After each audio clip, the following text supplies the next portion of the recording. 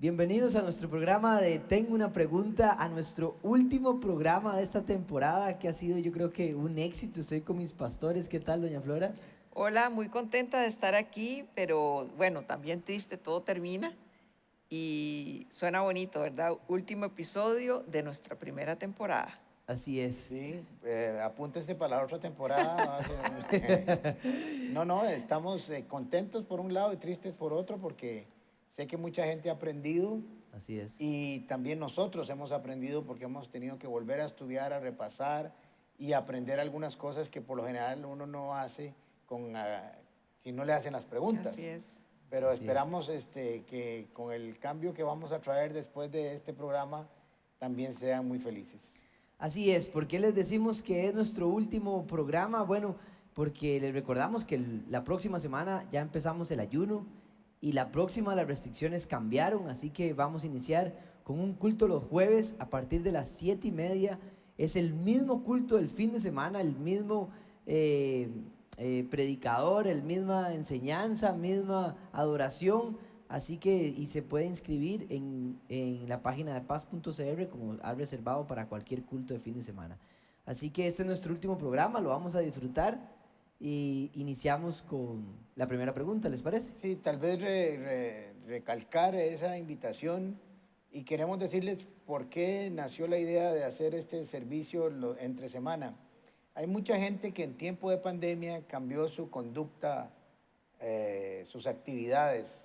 Se volvieron más deportistas, se volvieron ciclistas, se volvieron caminantes, de ir a la montaña, empezaron a correr, en fin, algunos comenzaron a salir a pescar y el fin de semana se les complicó y eso no hay ningún problema. Entonces, estamos ofreciendo una opción entre semana para los que salen y tienen deportes o tienen actividades o les gusta caminar o todo lo que se ha empezado a hacer, vengan entre semana y puedan tener una opción de volver a reunirse y adorar y aprender todos juntos. Entonces la idea es que la actividad de servicios de la Comunidad Paz empresa del jueves en la noche. Así es, y los que quieren ir a la playa, sacar tiempo para un paseo familiar, pueden venir el jueves a las 7:30. También para los que trabajan el fin de semana, les estamos haciendo esa opción de que tengan un culto semanal. Así que, y la otra, también por la otra razón era porque al final un domingo éramos 1,300, 1,400 personas acá y el aforo 300, obviamente abrir más cultos para ustedes para que tengan opción. Hay mucha gente que se queda sin venir a la iglesia el fin de semana, entonces para que tengan más opciones, esté atento, 7:30 a partir del jueves. Así que nos vemos después del ayuno, ¿verdad? No el próximo jueves, porque el próximo jueves es ayuno, pero después del jueves del ayuno empezamos culto los jueves. Bueno, iniciamos con la primera pregunta y tiene que ver con el ayuno, que es bastante interesante. La pregunta dice, ¿podrían explicar qué es el ayuno y qué dice la Biblia del ayuno? ¿Cómo lo hacen ustedes? ¿Ok? Bueno, esta es una pregunta que nos las hacen cada vez que tenemos ayuno, ¿verdad? Entonces es muy bonito contestarla. Si nos vamos a la Biblia, lo que dice la Biblia del ayuno, lo que dice la Biblia del ayuno está básicamente en Isaías 58. Ahí el Señor es muy claro del ayuno, pero les quiero comentar algo antes. La Biblia tiene 3 tipos de ayuno. El ayuno total, que es el ayuno sin agua y sin alimento, o sin líquido y sin alimento, que es el que mandó a Esther, le pidió a Mardoqueo que lo hiciera, pusiera todo el pueblo en ayuno y específicamente creo que tenemos el versículo. Sí, puedo leerlo, doña Flora, para que continúe explicando. Esther, capítulo 4, del 15 al 16. Esther le envió a Mardoqueo esta respuesta. Ve y reúne a todos los judíos que están en Susa para que ayunen por mí. Durante 3 días no coman ni beban, ni de día ni de noche. Yo por mi parte ayunaré con mis doncellas, al igual que ustedes. Cuando cumpla con esto, me presentaré ante el rey, por más que vaya en contra de la ley, y si perezco, que perezca. Ok, este ayuno es completo, no se bebe ni se come. Durante 3 días lo hizo Esther con el pueblo de Israel para hacerle la petición al rey. Ese es un tipo de ayuno. El segundo tipo de ayuno es un ayuno con líquido, ¿verdad? con agua, específicamente porque el ejemplo que tenemos es el de Jesús. El de Jesús. En sí. los 40 días de ayuno, que Ujú. también tenemos el texto. No lo puse, pero Bueno, Bueno, pero es conocido. pero es es muy conocido conocido que exactamente ayunó Jesús durante 40 días y 40 noches no comió, ¿verdad? Entonces, Suponemos suponemos agua, que tomó agua porque porque ser ninguna 40. persona puede pasar tanto tiempo sin tomar al menos agua. Entonces Sí. consideraríamos Y ese más que ayuno. fue llevado a un lugar desértico, digamos, o no muy habitado. Ujú. Entonces, Sí, lo llevó al conociendo desierto. la geografía del lugar, no creo que fuera muy fresco. Bueno, y el tercer ayuno, que siempre se ha hablado de ese ayuno, que es el ayuno de Daniel, ¿verdad? Donde Daniel lo llevan a Babilonia y lo escogen entre los jóvenes más inteligentes, más capaces. O sea, yo hubiera estado en ese grupo. Exacto. Ustedes dos habrían estado. Muchas gracias, doña Flor. Pero él toma la decisión de no contaminarse con la comida ni con el vino del rey. ¿Ok? Y le pide a la persona que los está cuidando que los deje 10 días sin comer nada de la comida del rey, sobre todo porque era dedicado a otros dioses. ¿De verdad?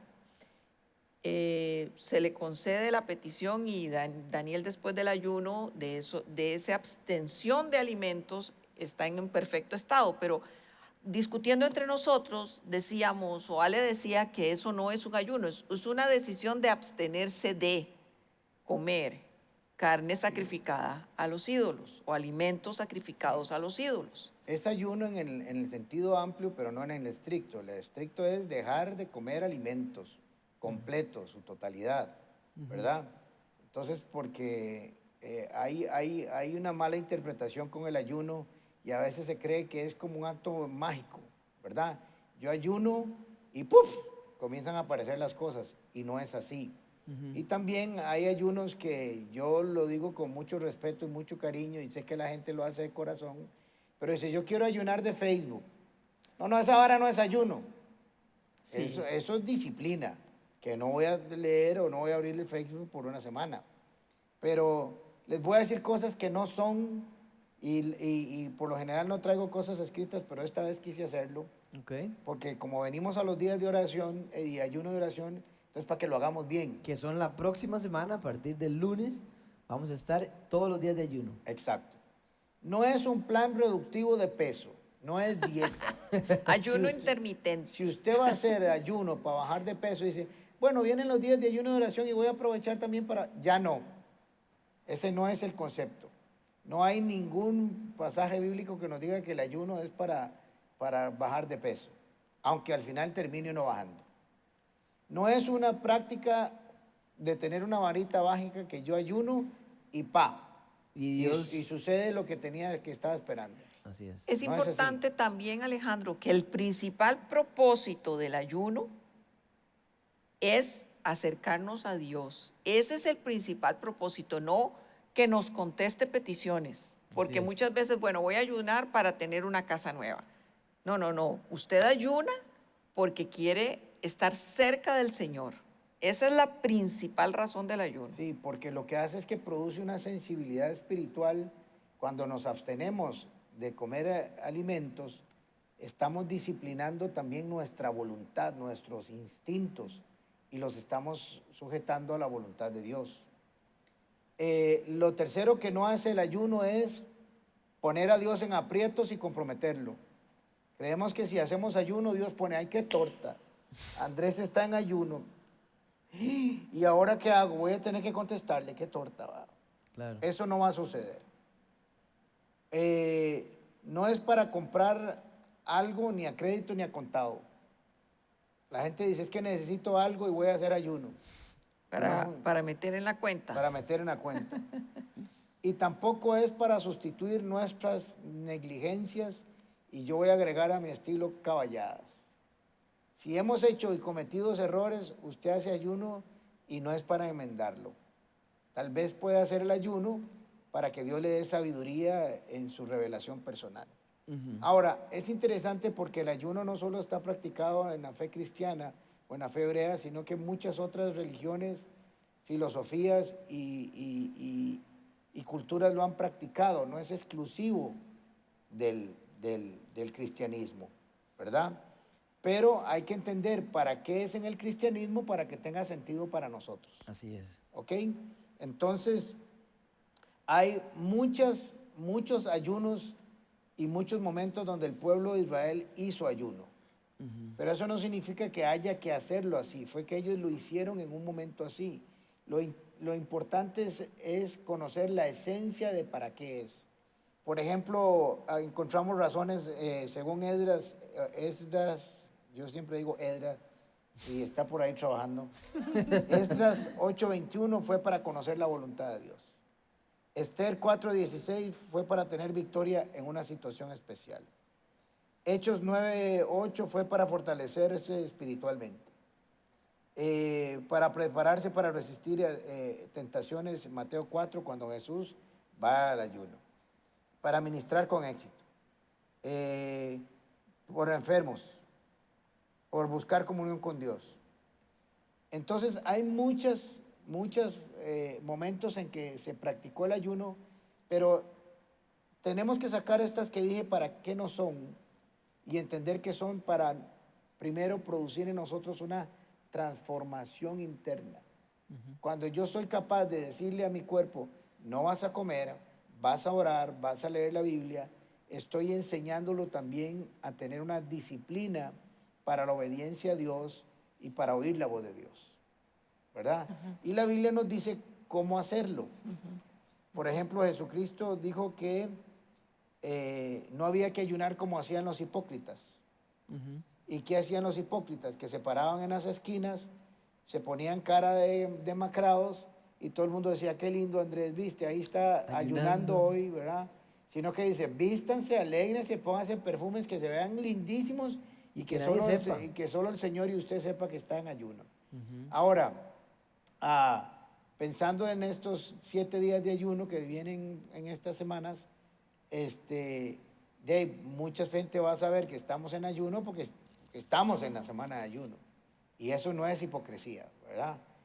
Lo que puede ser hipocresía es que yo lo publique en mis redes sociales y le cuente a todo el mundo que estoy en ayuno y lo carga que he hecho porque tengo 3 días de no comer, ¿verdad?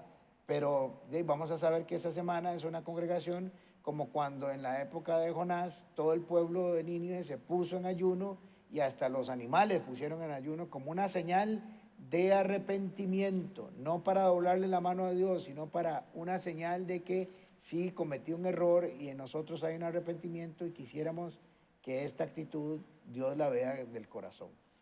Sí, entonces... en algunas ocasiones en el libro de Hechos también la iglesia se puso de acuerdo y en ayuno para nombrar personas, para escoger siervos, para dedicar personas al servicio, entonces también ayunaban en ese momento. Entonces, tanto el Nuevo como el Antiguo Testamento se menciona el ayuno, no es obligatorio, el ayuno en la Biblia nunca es obligatorio, es opcional, es una decisión. Es voluntario totalmente. Igualmente para nosotros en estos días. Bueno, que en el Antiguo Testamento el rey mandó a que todo el mundo, sí, pero era otra situación. Sí, hasta los animales los ponían en ayuno. Sí, yo creo que para esta semana que viene es muy importante entender, como yo siempre digo lo que dice don Ale, nada es obligatorio en el reino de los cielos, pero si es una actitud del corazón y el propósito es acercarnos a Él, es estar más cerca de Él. Entonces, cuando ayunemos, no solo hagamos la dieta que dice don Ale, sino tratemos de acercarnos a Él. Saquemos tiempos y ratos de oración que por lo general estamos muy atroviados durante el día por el trabajo, por la familia, por un montón de cosas. Y hay gente que no tiene tiempo. Por lo tanto, esos tiempos de comida dedíqueselos al Señor. Dedíquelo a la oración, a meditar en su palabra, pero la idea es que usted se acerque a Él. Y al menos el propósito de mi ayuno todos los años es tener un avivamiento con Él. Y pasan cosas maravillosas y a veces pasan cosas, respuestas que ni siquiera le había pedido y a veces no pasan respuestas. Pero sí me acerco a Él. Entonces mi recomendación es que cuando ustedes ayunen, Si van a ayunar en un día, es que saquen tiempo para Él. De nada sirve no comer. Que crezcan espiritualmente. De el nada día del sirve nada ayuno. más no comer y simplemente venir y cerrar aquí, porque tienen que sacar el tiempo para buscar el Espíritu, que es lo que decía don Ali y doña Flora, ¿verdad? Sí, y otra cosa importante es que el ayuno debe venir acompañado de un estilo de vida. Así Así es. es. Si ando caminando por un camino de pecado, de la vida loca, y de pronto se me va a ocurrir hacer una semana ayuno para que Dios me oiga, no estoy diciendo que Dios no lo va a oír, pero no le va a servir de mucho porque no es una compra de algo, es una actitud del corazón. Así es. Y la enseñanza bíblica es que todo el que ayuna debe hacerlo con una actitud de humillación, de arrepentimiento y de reconocimiento que Dios es el creador de todas las cosas. Sin el comportamiento, el ayuno no tiene sentido.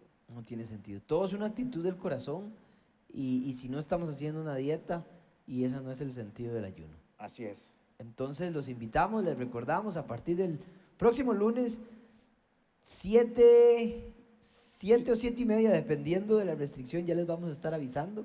Sí, esté atento a las redes sociales, pero vamos a estar con ustedes de lunes a domingo, como dijo don Ale, es virtual y presencial, solo 300 espacios, así que saque su tiempo Algo para venir. importante es que como va acompañado de oración y tiempo con Dios, Ujú. vamos a tener el auditorio abierto de 12 a 1 de la tarde. Ah, eso es muy bonito, sí. Si no va a haber nadie quien dirija oración, usted viene, Puede venir a orar. puede venir a orar, va a haber musiquita siempre de alabanza, no en vivo.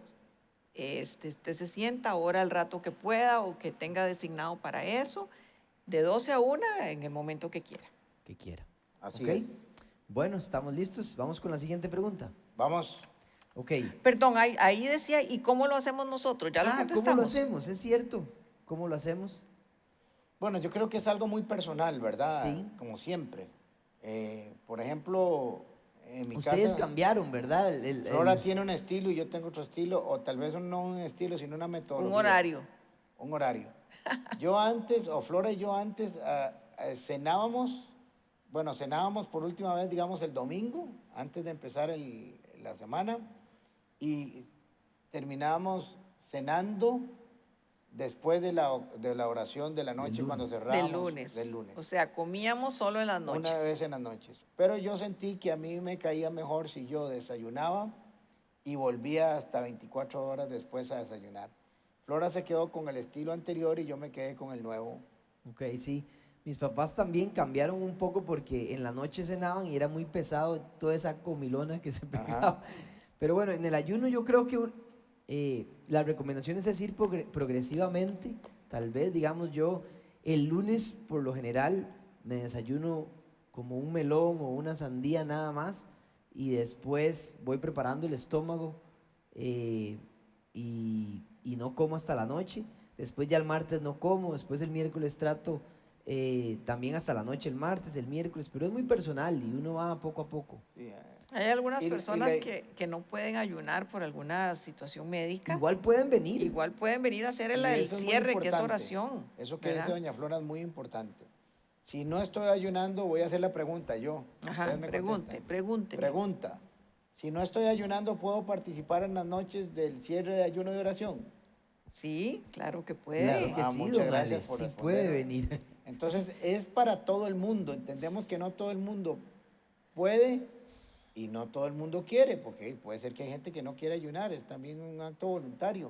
Ujú. Pero esto es para toda la congregación y es interesante porque nos han contado y hemos tenido testimonio que gente de otras iglesias acostumbra a unirse a estos días de oración y ayuno de la Comunidad Paz y tienen testimonios impresionantes. Así que comparta los links, comparta las invitaciones, invite a su familia a compartirlo con usted y haga de esto una semana de entrega de corazón al Señor. Ok, bien, segunda pregunta. Dice, ¿cómo se formó el canon bíblico? Ok, en este yo voy a meter un poco la cuchara porque aquí tengo la información yo y don Ale y doña Flora van a ir haciendo un poco de comentarios. Sí, pues es muy histórico, es muy documental, ¿verdad? Podemos responder esto entendiendo un poco la historia. El primer canon, Primero deberíamos decir que es canon, ok, adelante. ¿verdad? Se habla del canon bíblico, los libros que están determinados en el Antiguo y en el Nuevo Testamento. El Así canon es. bíblico. La canon significa medida, Medida. es una medida. Entonces, los libros que cupieron en esa medida Exacto. de fe, de revelación, eso es lo que es el canon. Entonces, el canon, lo que nos pregunta es cómo se constituyó el canon del Antiguo y del Nuevo Testamento. Así O es. para Muy bien, hablarlo de doña manera Flora. muy sencilla, ¿Por ¿cómo se qué? escogió cuáles son los libros que están en la Exacto, Biblia? así es. Así en términos Eso es lo sencillo. técnicos populares. Así es, el primer canon del Antiguo Testamento empezó en el canon alejandrino, en Alejandría, comúnmente llamado la Septuaginta, que todavía ustedes pueden comprar la Septuaginta, que tenía más libros que el Antiguo Testamento de ahora, ¿ok? Eso se empezó a desarrollar en el año 280 a.C. y terminó, finalizó, digamos, ese canon de Alejandría por el año 70, por eso les llaman la Biblia de los 70, por el año 100 antes de Cristo, ¿ok? Entonces, ese fue el primer canon. Luego, digamos, cuando vino Jesús, de hecho que Jesús y los apóstoles utilizaban la Septuaginta, ese canon, ¿verdad? Porque eso era lo que los hebreos, los eruditos hebreos habían escogido y determinado como los libros de la medida del Antiguo Testamento. Sí, no se sabe exactamente quiénes, pero algunos dicen que estaban medio discutiendo si habían unos libros que debían estar y que no, porque se pasó del hebreo al griego para que todo el mundo lo pudiera leer, porque el griego era la lengua universal en ese momento. Como Pero decir el Jesús inglés ahora. y los discípulos utilizaban esta Septuaginta. Ok, la Septuaginta es en hebreo. Fue escrita. Es en griego. La Septuaginta es del hebreo al Bueno, griego. y pero la el Antiguo Septuaginta- Testamento se escribió En hebreo. en Ah, en hebreo, hebreo y en porque, arameo. exacto, porque era para los judíos. Así Sí, es. ¿verdad? Cuando así se es. hace el primer, Sí, claro. el primer corte, viene ahora en griego. Aquí, así es. Entonces, después en el año 70, cuando destruyen el templo, ¿verdad? Algunos eruditos o algunos fariseos decían, o judíos, escaparon de ese lugar y se pusieron una escuela en el año 95 y empezaron a discutir cuáles libros tenían que estar del Antiguo Testamento. Entonces resulta que ellos discutiendo sacaron algunos libros de esta Septuaginta, de este primer canon alejandrino, y dejaron la Biblia, el Tanaj, que es la Biblia hebrea, el Antiguo Testamento, que es lo que se conoce ahora como la Biblia que nosotros tenemos, la parte del Antiguo Testamento, pero quedaron esos libros y ellos los llamaron deuterocanónicos. A los demás libros, Extra, deutero significa extra. que son 7 libros adicionales, que es lo que tiene la Biblia católica. Eso pasó en el año 70 después de Cristo. Luego en el año, ¿qué sucedió? En el año 382, el papado envía a Jerónimo que para traducir la Biblia del hebreo al latín, por el año de 382, y finalizan en el año 405, y Jerónimo saca la versión la Vulgata, que es la que tienen los católicos. Entonces, pero interesantemente, Jerónimo traduce todos los libros, el Tanaj, toda la Biblia, al latín, y separa los deuterocanónicos, también los traduce y les dice, vea, esta es la Biblia según los hebreos, pero también traduce los otros deuterocanónicos, que después, más adelante, en el año 1500, ya cuando Martín Lutero establece la Biblia cristiana que nosotros conocemos con los del Nuevo Testamento y el Viejo Testamento, Martín Lutero decide quedarse con el Tanaj, con el canon que estos eruditos dijeron en el año 70, pero en el año 1546 la Iglesia Católica hace otro canon, Otro rejuntado, donde dice y aprueba los libros de la Septuaginta que había establecido y que había traducido Jerónimo, y los une y los hace oficial al canon, digamos, de la Iglesia Católica. Por eso es que ellos tienen 7 libros más que nosotros, que esos libros nosotros los consideramos como históricos, tienen cierta sabiduría. Se pueden leer, pero también vemos que en ellos hay algunas contradicciones con el resto. Que eso es lo que iba, don Ale, para que ustedes después continúen. ¿Por qué esos libros no se metieron? Martín Lutero y algunos eruditos protestantes decidieron no meterlos, primero porque creían que era durante los 400 años de silencio, que el mismo libro de Macabeos, que es un libro deuterocanónico, dice no hubo profeta en aquellos días, entonces no había la voz de Dios, consideraban, y además tenían ciertas contradicciones, como por ejemplo, que indican hacer culto a los muertos. Entonces, como habían contradicciones, se sacaron y se utilizaron como libros para historia, para conocer un poco el contexto cultural de la época, pero no como inspirados. Pero interesantemente fueron excluidos de ese canon inicial porque habían algunas contradicciones con el resto de las escrituras. Vamos a poner un ejemplo. Como si hoy en día alguien agarrara y dijera, vamos a introducir un libro nuevo a la Biblia que dice que Jesucristo no murió en la cruz, sino murió nadando. Exacto. ¿Verdad? Usted lee la historia del resto de los libros del Nuevo Testamento, del canon actual, y se daría cuenta que ese libro no coincide con el resto de la historia y la teología cristiana. Entonces no podría tener una revelación del Espíritu Santo porque estaría en contra de toda la enseñanza aún del Antiguo y del Nuevo Testamento. Entonces encontraron que habían detalles que no se podían considerar una revelación del Espíritu Santo acerca de la voz de Dios. Y otra cosa es que la Iglesia Católica los incluyó porque en algunas creencias de ellos sí coincidían.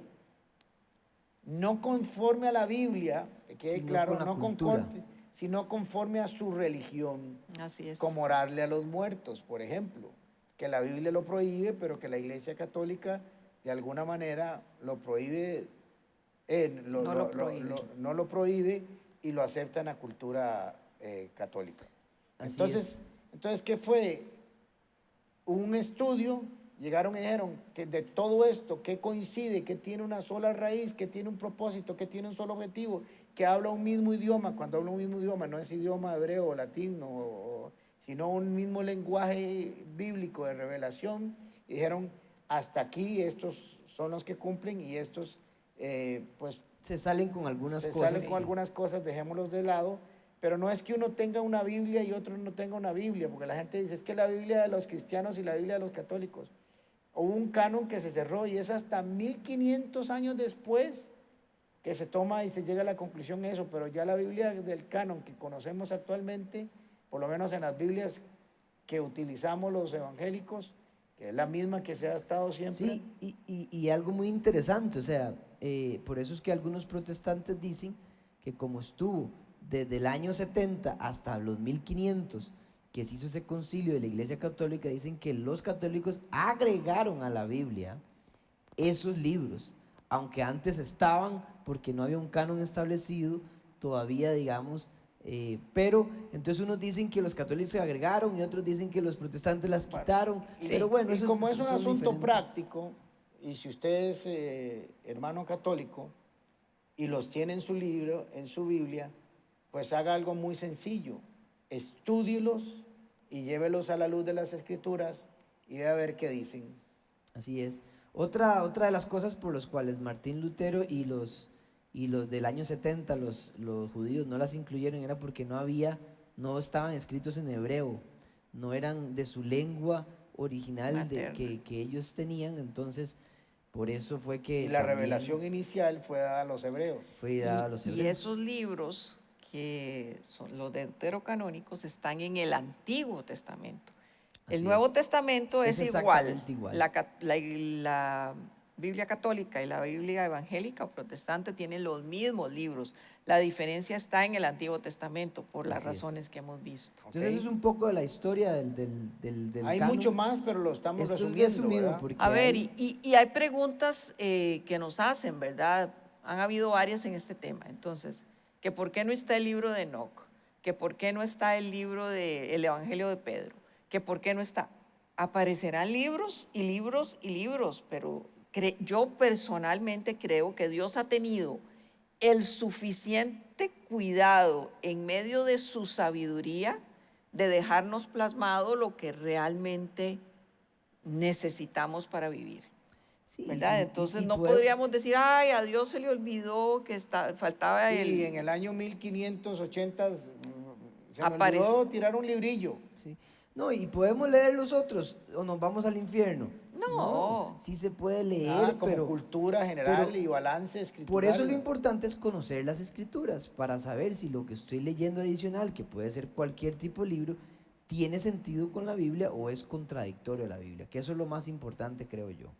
Entonces, eso es un poco la historia del canon que es bastante sustancioso. Es muy extenso, ¿verdad? Aquí Muy estamos extenso. haciendo un súper resumen porque Sí. hay textos de montón de textos de detalles que hay que textos y recuperar. detalles, pero les estamos haciendo un resumen. Ok, vamos con la siguiente pregunta, ¿les parece? Démosle. Dice la siguiente pregunta: ¿en qué parte de la Biblia dice que la iglesia puede tener pastora? De acuerdo a la palabra en 1 Timoteo 2, 11 al 14, nos dice que no se permite que la mujer enseñe en la iglesia. Vamos con una pausa y venimos a responder esta pregunta.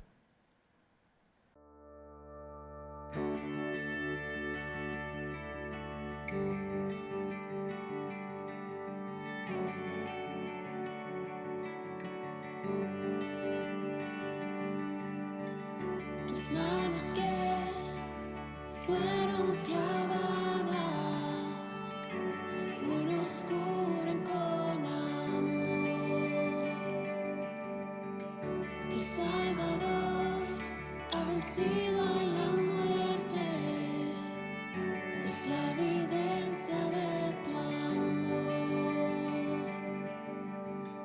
Amor que el mundo no entendió. Amor que todo entregó, es la belleza de tu gracia sobre mí.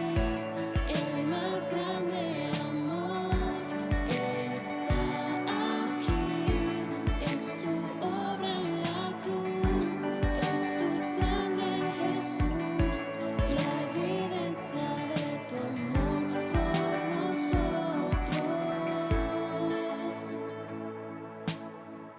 La cruz que vio todo tu dolor, hoy nos habla de tu amor. Perdonados nos llamaste a ser la evidencia de tu amor. Amor que el mundo no entendió.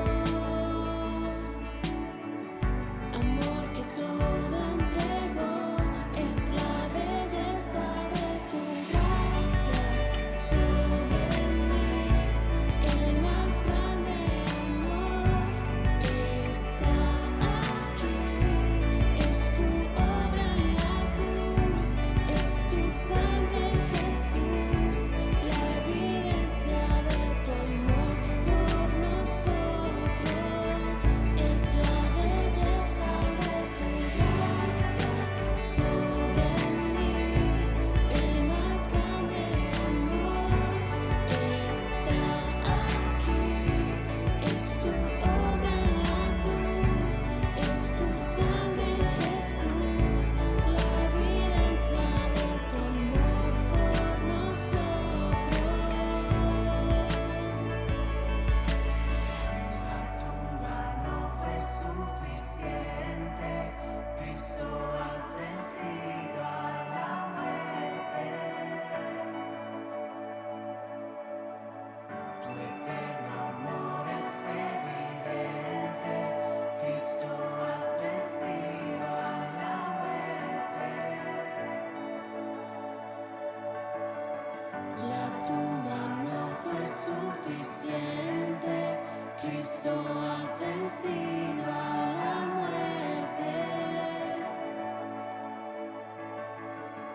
Tu eterno amor es evidente, Cristo has vencido a la muerte.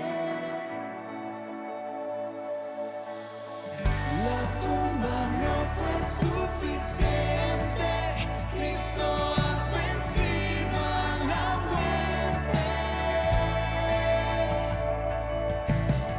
Tu eterno amor es evidente, Cristo has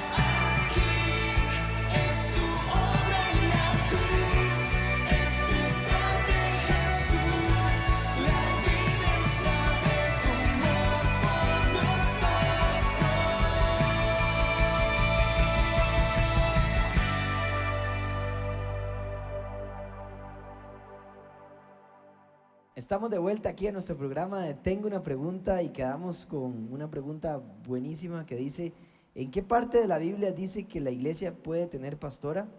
De acuerdo a la palabra, en 1 Timoteo 2, del 11 al 14, nos dice que no se permite que la mujer enseñe a la iglesia. ¿Qué le Bueno, entramos? La primera es, ¿en dónde dice que no hay pastoras? sí, no dice Que que hay, no, perdón. no dice que no puede haber pastoras. Dice que no permite que la mujer enseñe al esposo, ¿verdad? Ahora lo vamos a analizar un poquito. Sí, Pero lo que debemos dejar claro es que en esta materia están dos posiciones. Los que son radicalmente creyentes de que no es posible de que hayan pastoras, específicamente pastoras, no mujeres que enseñan, que podrían tenerse como parecidos, y los que creen que sí puede ser. Entonces vamos a leer algunos textos, el por qué sí y el por qué no, así y es. vamos a llegar a una Ok, conclusión. yo voy a explicar un poco el Yo espero que se acabe el programa antes de llegar a una conclusión y que cada uno de ustedes tome la decisión. Se va a acabar, se va a acabar. Ok, voy a explicar un poco el contexto histórico y Pero, cultural. perdón, ¿leímos primera No- de Timoteo? No hemos leído, si gusta, Leámosla entonces primero Leamos para lo- ir a la palabra. lo leemos. Dice primera de Timoteo 2, quiero leer desde el 9.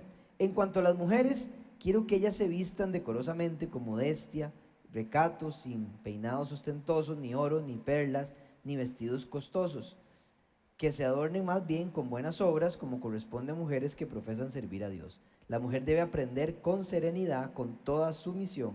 No permito que la mujer enseñe al hombre, nunca dice en la iglesia, dice al hombre, y ejerce autoridad sobre él. Debe mantenerse ecuánime, porque primero fue formado Adán y Eva después. Ok, entonces, el contexto histórico, ¿qué está pasando acá? Esto es Timoteo, que era el encargado, que Pablo lo había puesto encargado de la Era el jefe. iglesia de Éfeso, ¿verdad? Timoteo estaba en Éfeso. Y en ese contexto, en Éfeso, era una ciudad donde había un templo de la diosa Artemisa. El más también grande casi de todos los como templos. Diana, de hecho que era considerado ese templo como una de las 7 maravillas del mundo en ese momento, porque era impresionante, Gigante. ¿verdad? Así, para cultura general. Artemisa Es para es los la griegos. diosa de los griegos. Diana es la misma diosa, pero para los romanos. Sí, entonces, ¿qué pasa en este templo? Este templo era muy reconocido porque la mujer era la parte espiritual y el hombre se educaba en política, ¿ok?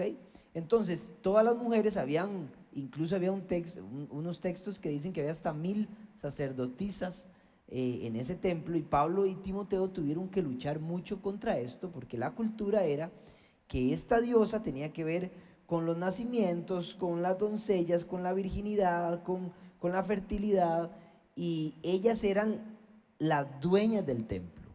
Es más, llegaban a haber ancianas que había una escuela que hacían que las demás pudieran ser sacerdotisas, ¿ok? Entonces, Pablo empieza a luchar, y Timoteo también, contra toda esta cultura donde ellas hacían hasta favores sexuales, se vestían muy Ostentosamente, como dice y eran muy sexuales. Entonces, Timoteo, perdón, llega a poner orden, por eso leyeron y les leí desde el 9. Y lo que es importante entender es que en este contexto, cuando dice hombre, habla de la palabra específicamente aner, que tiene que ver con casados. Y cuando se refiere a mujer, tiene que ver con guné, que tiene que ver con casadas. Entonces, el contexto que Timoteo está hablando es que Es Pablo a Timoteo. Pablo a Timoteo le está diciendo que el hombre nunca es más que la mujer en su casa. Que la mujer nunca es más que el hombre en su casa. Que el hombre es el sacerdote. No es que sea menos. No es que sea menos. Es que la Nunca lo función... está diciendo, porque siempre que hablamos de estos temas, inmediatamente aparece, es que no es menos, es igual. No, es que Pablo no está enseñando que sea menos. Es que la función dentro de la casa, una función que le toca al marido es ser el maestro, el sacerdote. Que es lo contrario a lo que está sucediendo en el contexto, que la mujer era más que el hombre en ese momento. A ver, era más que el hombre en el área espiritual. Entonces Pablo le dice, no permito que esto suceda. El hombre tiene que ser el sacerdote de la casa y es el jefe del hogar como función, no es que sea más, y tiene que levantar sus manos. En el versículo 8 dice, hombre, levanten sus manos, adoren, oren en todo tiempo. Para que los vean adorando, para que no sean ustedes los líderes espirituales, para que sean ustedes los líderes espirituales y no las mujeres. Así Y esto tal vez ya haciendo unos ajustes, Sí, ya y esto terminé. es lo que sucede casi en todas las casas del mundo. Y eso era lo que Pablo quería combatir, que las mujeres son las que traen a sus hijos a la iglesia, que las mujeres son las que oran, que las mujeres son las que creen, que las mujeres son las que preparan las procesiones, que son las que se encargan de atender la iglesia. Y eso era lo que no quería. Lo que quería decir, hombres, asuman su responsabilidad, asuman su llamado y hagan y ejerzan el sacerdote, y que no sea la mujer, porque del otro lado de la competencia, en ese caso, así es como eso funcionaba, y nosotros tenemos que dar un mensaje diferente, porque ese es el propósito de Dios. Sí, uno de los combates más grandes que tuvo Pablo a la hora de su predicación fue precisamente en Éfeso, cuando predicó, ¿verdad?, al Dios desconocido. Así es. Cuando empezaron, el que producía imágenes empezó a hacer la guerra a Pablo porque ganaba mucho dinero por la venta de estatuitas, y entonces para Pablo fue terrible. Entonces lo que Pablo, que vivió 3 años en Éfeso, Y gritaban a favor de la diosa Artemisa. de Artemisa, exactamente. Pablo, que vivió 3 años, lo que decide es instruir a Timoteo para hacer la diferencia. Así es. Lo que es, en Éfeso está la diosa Artemisa, que es la que gobierna, y todas las mujeres tienen la responsabilidad espiritual. Pero en el cristianismo somos totalmente diferentes. Sí, y no es que Pablo no quisiera que anduvieran bonitas, ni arregladitas, ni nada, sino Es que eso es un deschave. Ostentoso. que no se parecieran, que cuando las vieran caminando no digan, ahí va una sacerdota de Artemisa, que pudieran diferenciarlas. Pero eso también tiene que ver también hoy en día. Uno no debe saber cómo vestirse, hombres y mujeres, Claro. para diferenciarnos de alguna cultura o de algún comportamiento que no está de acuerdo con el cristianismo. No vamos a determinar cuál es ahora. Pero yo creo que ahora tenemos que ponerle el otro lado a la tortilla. Pero perdón, entonces, ¿por qué Pablo le dice a Timoteo que cuide eso? Precisamente para no parecerse. Pero muy importante es el tipo de palabra que se usa para hombre y para mujer. Que son ¿verdad? casados, se Son refiere a un casados. contexto de Entonces, casa. en la casa, el hombre es el que tiene que tener la responsabilidad espiritual de la casa. Pero igual leímos en otros lados que a más no haber, si el hombre no la ejerce, Lo hacen las mujeres señoras, como lo han hecho hasta ahora. hagámoslo nosotras. Si nuestros esposos no están haciendo el papel de sacerdotes, de instruir a los niños, de orar, de interceder por la casa, pues a más no haber nos toca a Sí, nosotros. por si alguien no está leyendo bien, y vuelvo a repetirlo, no es que Pablo está diciendo que el hombre sea más, No. y que la mujer es menos. Lo que está diciendo más bien es todo lo contrario. Usted tiene una responsabilidad que tiene que ejercer y tiene que partirse el alma por hacerlo. Y la mujer es parte de ese beneficio que usted debe llevar a su casa. Ella tiene otras funciones dentro de la iglesia en ese momento, o dentro de la casa, pero la idea era que asumiera un rol, y yo sé que esto le va a gustar a todas las mujeres, sobre todo a las casadas, a las que tienen un novio y a las que se van a casar, que quieran un hombre que ore, que lo vean levantando sus manos sin iras y contienda, que no levantando la mano para pegarles, sino levantando las manos para adorar al Señor. Así es. Ahora, tenemos que balancear el texto, porque hay otros teólogos o escritores o estudiosos que dicen que eso no tiene que ver con el contexto, porque no podríamos contextualizar toda la Biblia, porque entonces tendría una aplicación diferente. Ellos creen que el mandato no puede haber, porque lo lleva a un principio teológico del Génesis, que fue la mujer la que fue engañada y no el hombre, y por lo tanto debería de mantenerse en esa posición. Sí, ahí lo voy a interrumpir nada más para que continúe. donde dice no enseña al hombre, algunos creen que se está refiriendo a ese lugar porque la mujer enseñaba al hombre en la parte espiritual. Entonces Pablo dice que no enseñe en ese momento la mujer al hombre, sino que el hombre a la mujer. Pero algunos teólogos dicen que se refiere a siempre, a que la mujer nunca puede enseñar al hombre. Sí. Entonces hay dos posiciones. Nosotros somos del criterio de que del primer contexto que les dijimos, que estaba relacionado a la iglesia de Éfeso, Así a la es. problemática que había con la adoración, con este templo, y que había que hacer una diferencia, y que no es que es una prohibición para que no lo sean. Ahora, no dice la Biblia que no puedan ser pastoras, dice enseñar. Lo que pasa es que el que enseña en la iglesia muchas veces es el pastor o la pastora, pero pueden ser conferencistas. Digamos que alguien dice que no pueden ser pastoras, Sí, está bien. pero pueden ser conferencistas, pueden predicar un domingo, pueden enseñar en estudios bíblicos. ¿Cuál es la diferencia? Más bien es una responsabilidad ser pastor, ¿verdad? Ahora, Interesante, Ale, es que en el texto nunca dice que sea en la iglesia. Dice la mujer, En la dice casa es. Primera de Timoteo 2, Pablo en el versículo 12 dice, no permito a la mujer enseñar ni ejercer dominio sobre el hombre, sino estar en silencio. Que es en la casa, se refiere. Eso es se refiere a la casa, el dominio sobre la parte espiritual. Es que es interesantísimo porque no es casualidad, Así es. ¿verdad? Que Pablo le hable a Timoteo que tiene su iglesia en Éfeso. sí. Y yo no le veo el sentido de que yo como joven no pueda aprender yo de Doña Flora o de alguien que tenga experiencia. Claro. O sea, eso no es lo que está diciendo. Entonces, nosotros creemos que en esta visión o en esta interpretación de que se refería a la casa únicamente, y tampoco es que está restringido por 100%, porque como dijo Flora ahora, si no hay alguien que lo haga y si su marido no está haciéndolo, hágalo usted. Alguien tiene que llevar la Claro, palabra a la casa, claro. alguien tiene que enseñarla, alguien tiene que enseñar a la familia a venir a la iglesia, a congregarse, a servirse, a estar en un estudio bíblico Así es. y a leer las escrituras. No creo que Dios se vaya a enojar porque una mujer asumió el rol que el hombre quiso desechar y quiso no cumplir. Entonces, ese es nuestro criterio. Y nuestro criterio también es, don Ale, que lo ideal es que haya un pastor principal como usted y que su ayuda idónea sea la ayuda no solo de la casa, sino de la iglesia también, También. que es lo que hemos tenido ahora. Y Y hay creemos lugares que- donde hay pastoras, porque no ha habido ningún pastor que se quiera echar la responsabilidad al hombro, y no podríamos decir que Dios no esté con ella. Dios va a estar con ella y la va a apoyar, y conocemos extraordinarias pastoras que hacen una labor impresionante, llenas del Espíritu Santo, con unas iglesias saludables, creciendo. Así que nosotros somos del criterio que esa aplicación de ese texto nos permite a nosotros, fuera de casa, en principio, para hacer la aplicación correcta, que puedan haber mujeres que enseñen. Así es.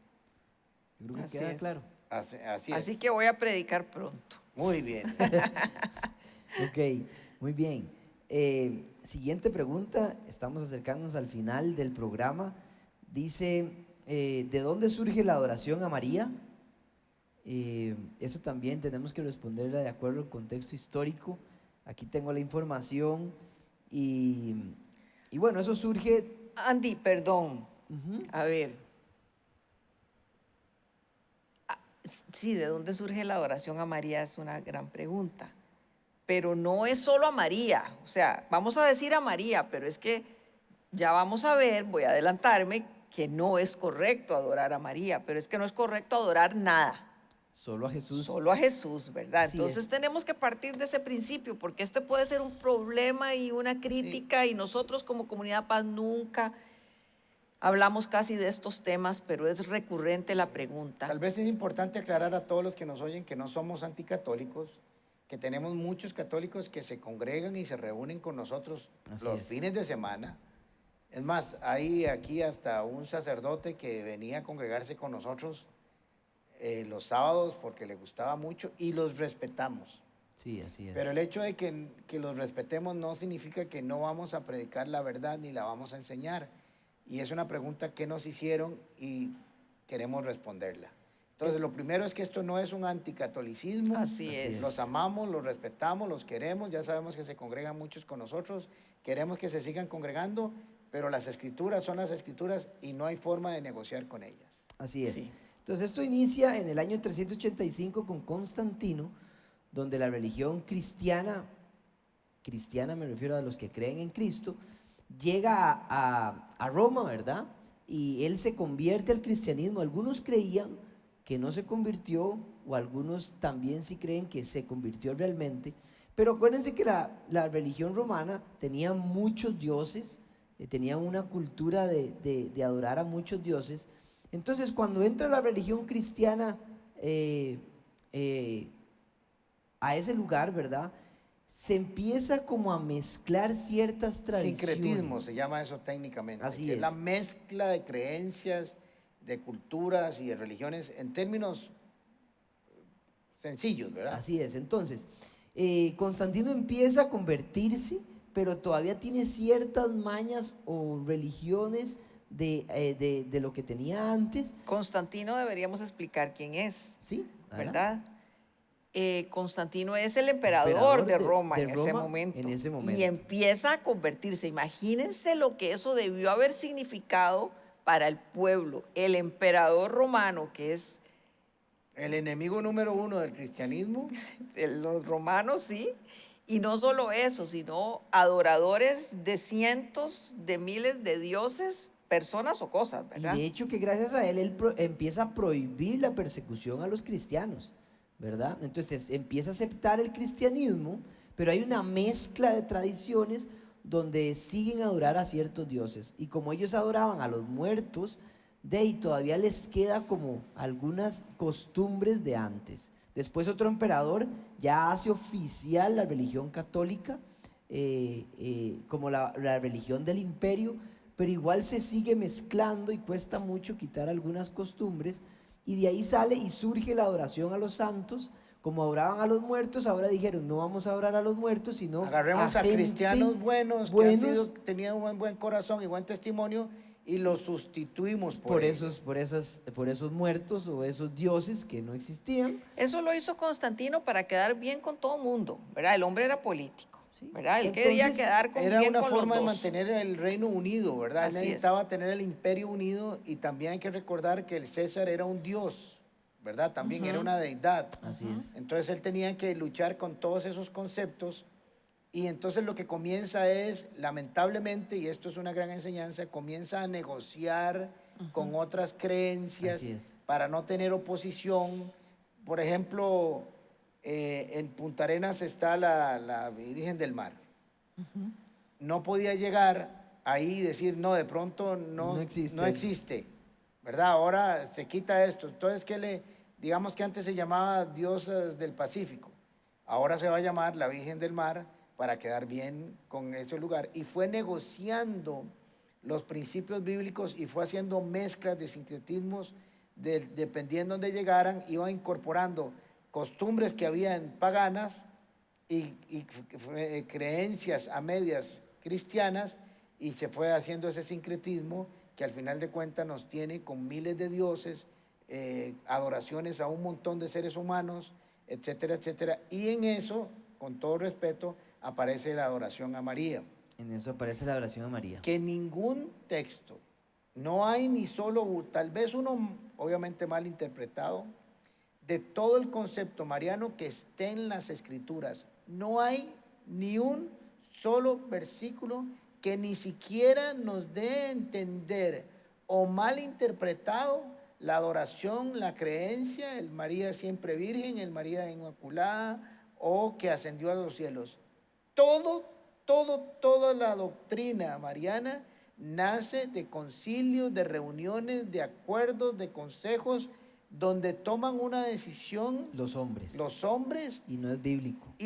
pero nunca está relacionado con las escrituras. No Así hay es. nada ni siquiera para malinterpretar. Si es que hubieran 2 o 3 versículos o pasajes bíblicos donde uno dice, Puede ser. como este que acabamos de ver de la mujer, que uno dice, puede o no puede ser, pero con ella, que es una mujer extraordinaria, que nosotros Creemos en respetamos, creemos que existió, obviamente, que fue la mamá de Jesús, Que no la era mamá de virgen. Dios, porque Dios no puede tener mamá, porque si tiene mamá, tiene principio y fin de días, y ya no sería Dios.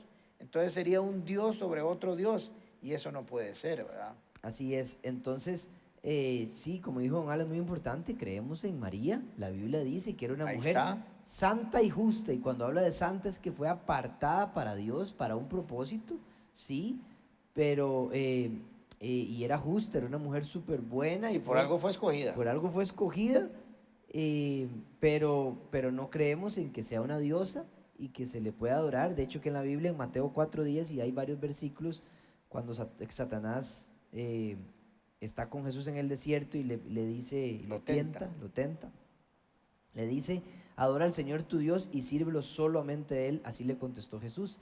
Y está citando Deuteronomio 6:13, donde el Señor le había dicho a Moisés, solo hay un Dios, solo a mí adorarás y servirás solo a mí.